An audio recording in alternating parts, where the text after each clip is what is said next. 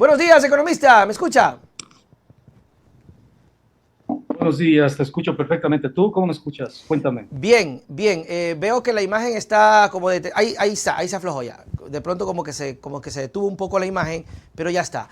Listo, en vivo y en directo con el economista Pablo Dávalos para analizar, economista, lo que acontece en este país que no deja de sorprender. Y quisiera empezar, tenía cosas acá escritas, pero es inevitable preguntarle lo que ocurrió ayer en la noche con las declaraciones del presidente. Una declaratoria de guerra a medios de comunicación donde ya empieza a torcerse mucho, incluso los acusa de ser amigos de los narcos, de los líderes, a Boscán, disfrazado de periodista, un narco disfrazado de periodista, le faltó eso, y decirnos que básicamente va a ir en guerra contra ellos. Economista, bienvenido. Muchísimas gracias, Nelson. Un saludo muy cordial a ti y a través tuyo a toda la audiencia que nos sigue por este espacio. Efectivamente, ayer vimos a un presidente descompuesto, a un presidente desesperado, a un presidente acorralado, a un presidente que sabe que el reloj de arena del poder está en las últimas y sus minutos prácticamente están contados. Eso es lo que pudimos apreciar ayer. Eh, Sin una línea narrativa coherente, sin una explicación convincente al país ante denuncias que son muy, pero muy graves. Y es la primera vez que un presidente de la República, al menos desde el retorno a la democracia, se ve en una situación tan complicada. Nelson, yo pienso que el destino del presidente Lazo prácticamente está sellado. Cuando decimos eso, Pablo, me gustaría que seamos un poquito más específicos y vayamos un poquito más allá. ¿Qué tendría que pasar? Sabemos que hoy el presidente de la República está definitivamente acabado y con lo dicho ayer, porque se pone de enemigo no solamente a los medios de comunicación, porque no solamente habla de la posta, sino habla de todos quienes de una u otra manera hemos pensado distinto, sino que también va por la fiscal general de la nación, ¿no? Ya esa relación, esa cosa que existía, ya no da más. Y hay una pugna también con Diana Salazar. Cuando hablamos de que no da más y de que las horas están contadas, ¿de qué dependería, Pablo? En este momento el país prácticamente ya está en transición. Entonces, es un presidente que además acaba de perder todo capital político. Recuerda que en la consulta popular el presidente se jugaba su capital político y pierde en la consulta popular. Lo único que atinó a decir de manera desesperada es que había un centro de cómputo paralelo y que probablemente hubo fraude, sobre todo en la primera pregunta. Pero finalmente ya están los resultados oficiales, faltan, creo que está el 99%, y en los resultados oficiales es absolutamente claro que el presidente pierde la consulta.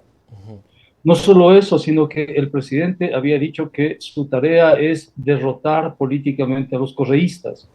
Los había perseguido, los había estigmatizado, los había sacrificado, se quiere, ante los medios públicos, y resulta ahora que el correísmo regresa con más fuerza todavía que antes. Imagínense. Ni siquiera cuando fueron gobierno tuvieron tanto poder como tienen ahora. Fíjate tú, en todo el periodo 2007-2017 nunca pudieron capturar las alcaldías de Quito y Guayaquil. Y Exactamente. ahora tiene el correísmo las alcaldías de Quito y Guayaquil. Entonces ahí también fracasó porque codificó la política en una especie de binarismo, correísmo y anticorreísmo, y resulta que por haber codificado en ese binarismo, le pasó la factura, ¿no? Al cerrar la política a solamente dos actores y sus archienemigos terminaron ganando las elecciones. Entonces es un presidente debilitado, ¿no? Debilitado a nivel económico, sin credibilidad, sin popularidad. Y ahora las denuncias de la prensa, ¿no? Las denuncias sobre todo de la posta, medio de comunicación del contrapoder o antisistema. Siempre la posta se ha caracterizado por, de una u otra forma, estar cerca de los círculos de poder. Claro. Y resulta ahora que ese medio de comunicación presenta documentos oficiales que involucran al gobierno con el narcotráfico e involucran al Banco de Guayaquil con el narcotráfico. Es muy gravísimo. O sea, ya es una cuestión penal, si tú quieres. Claro. ¿Cuál es el desenlace? El desenlace es que hay una comisión en la Asamblea Nacional y esa comisión en la Asamblea Nacional va a definir un informe en estos días y el primer punto de ese informe va a ser el juicio político, justamente por corrupción, el juicio político al presidente Lasso y su destitución. Eso O sea, eso sería, es absolutamente inevitable. claro, eso sería la salida democrática, la salida, porque obviamente hay voces de que personas dicen que se quiere desestabilizar. De hecho, el propio presidente habla de desestabilizadores y lo dice. Lo que dices, Pablo, es cierto. En un momento de lo que habla Lasso ayer, él con mucho dolor menciona que él conoce a los dirigentes de la Posta, en exclusiva a Vivanco y a Boscán, que básicamente le faltó decir que los ayudó económicamente, porque es así, porque es así, eso no es oculto, y que se sintió traicionado, ¿no? Y es ese...